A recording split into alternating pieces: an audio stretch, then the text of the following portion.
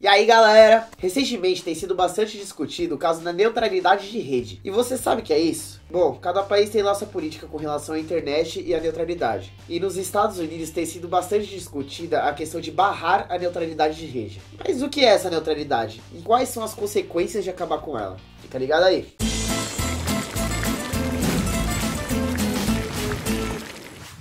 O conceito de neutralidade de rede teve base nos Estados Unidos com o Pacific Telegraph Act, em 1860, que ditava as leis sobre o telégrafo, que era o novo meio de comunicação da época. O telégrafo permitia a comunicação transatlântica, o que na época era um enorme avanço no ramo das comunicações. Só tinha um problema, essa nova tecnologia era bem cara. Com isso, para evitar as cobranças absurdas que acabam por restringir o acesso à tecnologia, criou-se o Principle of Common Carriers and Neutrality. Este princípio ditava que as mensagens fossem recebidas de forma imparcial e transmitidas na ordem de sua recepção, com exceção para as mensagens do governo, que tinham prioridade. E assim surgiu o princípio da neutralidade. E mais tarde, com o advento da internet, esta mesma neutralidade foi aplicada na rede. O professor Tim Wu, da Universidade de Columbia, contribuiu muito com o desenvolvimento do princípio de neutralidade de rede em seu artigo Network Neutrality, Broadband Discrimination. Nele, define a neutralidade total entre aplicações, dados e qualidade de tráfego entregues pelos prestadores de serviços de comunicação. Este conceito de neutralidade garante aos utilizadores de internet que eles podem acessar qualquer conteúdo da web que escolher sem restrições ou limitações impostas pelo provedor de serviços. Ou seja, que todo o conteúdo disponível na internet seja tratado da mesma forma e se mova com a mesma velocidade, independente do que seja.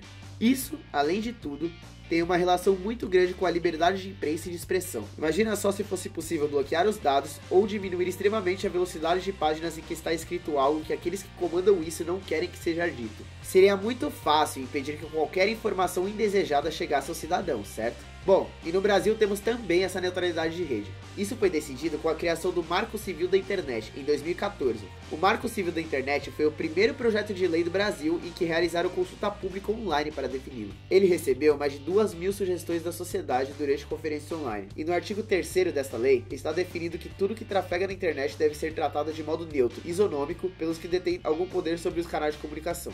E isso é o que garante a nossa liberdade de acessar o que quiser, quando quiser, sempre com a mesma velocidade, de acordo com o que desejamos. Inclusive, isso é o que garante que você esteja assistindo a este vídeo simplesmente porque deu na telha. Em uma sociedade sem neutralidade, você teria que ter contratado algum tipo de pacote que permitisse que você assistisse vídeos no YouTube, por exemplo. Vamos explicar mais ou menos como funciona isso. Então, sabe a liberdade que você tem de estar agora no YouTube, Facebook, Spotify e também procurando coisas na internet? Essa liberdade de entrar no Facebook com a mesma velocidade que entra em um site menor qualquer? Então, essa liberdade não existiria caso não existisse a neutralidade de rede. Isso porque para a informação chegar até você na velocidade que chega, a empresa fornecedora de internet deve ser a ponte entre o site que você deseja acessar e você. Vamos relacionar, por exemplo, as empresas de comunicação com uma rodovia por onde percorre toda a informação que chega até você. A informação, no caso, são os sites que você acessa, desde sites pequenos até sites grandes, como o Google. Digamos que a informação contida em cada site que chegará até você são os carros que percorrem essa rodovia. Graças à neutralidade de rede, toda a informação dos sites percorre a mesma rodovia para chegar até você, com a mesma velocidade, seja ela de sites grandes ou de sites pequenos. Todas percorrerão o mesmo caminho sem dar preferência a ninguém. Ou seja, um site maior não pode ultrapassar ou ir mais rápido que um site menor.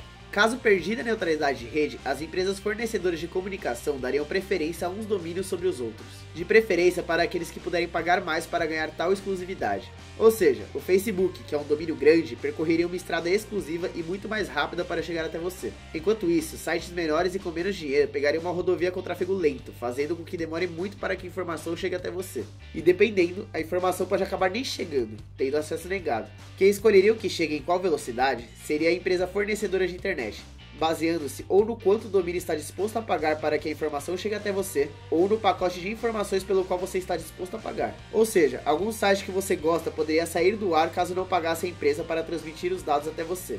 Ou então, a velocidade com a qual você acessa tal site pode diminuir e a sua qualidade cair por isso. E isso acabaria se refletindo no seu bolso, pois você teria que pagar mais para acessar aquilo que tem vontade. Isso afeta também até a competitividade do mercado, e sem a neutralidade de rede, algumas empresas acabariam por monopolizar o mercado, sem deixar chances para empresas inovadoras crescerem. Por exemplo, muitas empresas de comunicação estão criando seus próprios serviços de streaming. Agora, imagina se essas empresas de comunicação tivessem o poder de controlar a velocidade dos dados e o que você acessa. Provavelmente, para favorecer o seu próprio serviço de streaming, a empresa de comunicação corta ou diminui muito o tráfego de dados do Netflix para sua casa, te obrigando a pagar pelo que eles querem que você pague, que seriam seus próprios serviços, ou então daquele que pagar mais.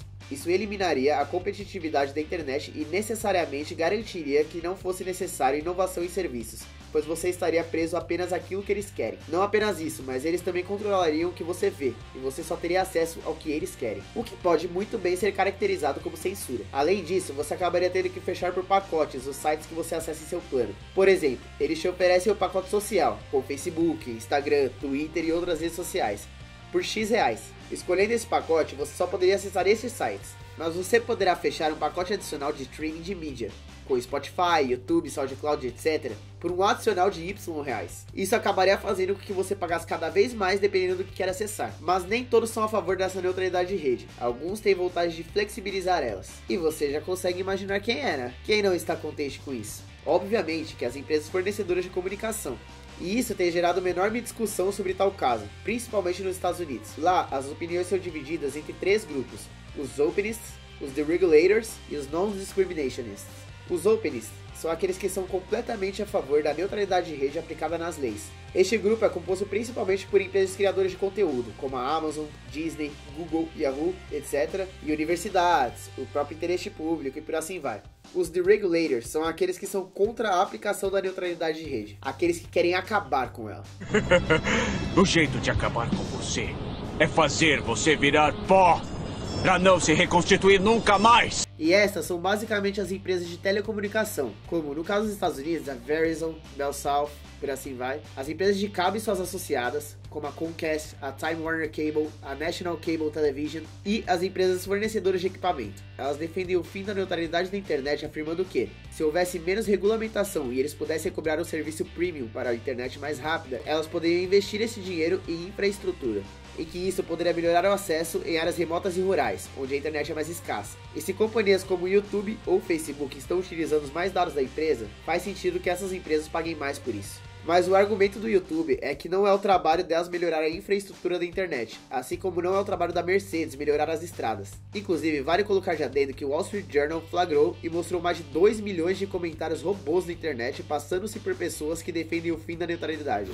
Enfim, e também tem os Non-Discriminationists, que são aqueles que estão no meio termo entre ambas as opiniões. Eles pensam que deve se reduzir a neutralidade da internet, mas de forma que não a elimine completamente. O problema é que não existe um projeto para esse tipo de abordagem. Recentemente, nos Estados Unidos, uma pessoa tem feito bastante alarde nessa questão da neutralidade de rede. O nome dele é Ajit Pai. Esse homem aí que tá aparecendo na tela e que tem essa cara tão extremamente socável. Ele é o atual presidente da Comissão Federal de Comunicações dos Estados Unidos, a FCC, que é tipo a Anatel norte-americana, indicado em janeiro de 2017 ao cargo pelo próprio presidente Donald Trump, e que também já foi advogado da Verizon, diga-se de passagem. Ele fez uma enorme ofensiva contra a neutralidade de rede, propondo a revogação das medidas que foram aprovadas pela mesma comissão em 2015, que garantiu a neutralidade. E ele levou o caso à votação, juntamente com os conselheiros da FCC, e sua ofensiva foi aprovada. E no dia 22 de fevereiro de 2018, foi publicado no Registro Federal dos Estados Unidos da América que o fim da neutralidade de rede entra em vigência no dia 23 de abril. E no mesmo registro federal foi declarado que o FCC publicará documentos para detalhar quando passam a vigorar algumas determinações da ordem da liberdade na internet. Mas por que estou falando de algo que está acontecendo nos Estados Unidos se estamos no Brasil? Bom, muito do que acontece nos Estados Unidos reflete diretamente em outros países do mundo, como por exemplo aqui. E uma mudança brusca com a eliminação da neutralidade de rede nas leis americanas acabaria fazendo com que as empresas de telecomunicação aproveitassem a brecha para realizar o mesmo por aqui.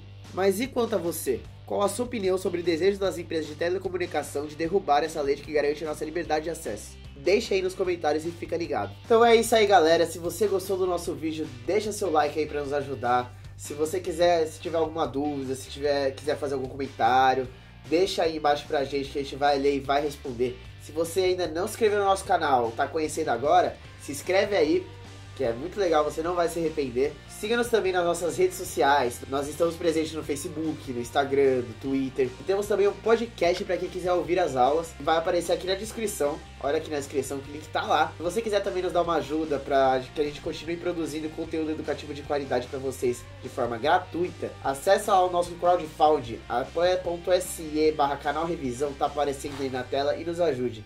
Muito obrigado, galera. Valeu!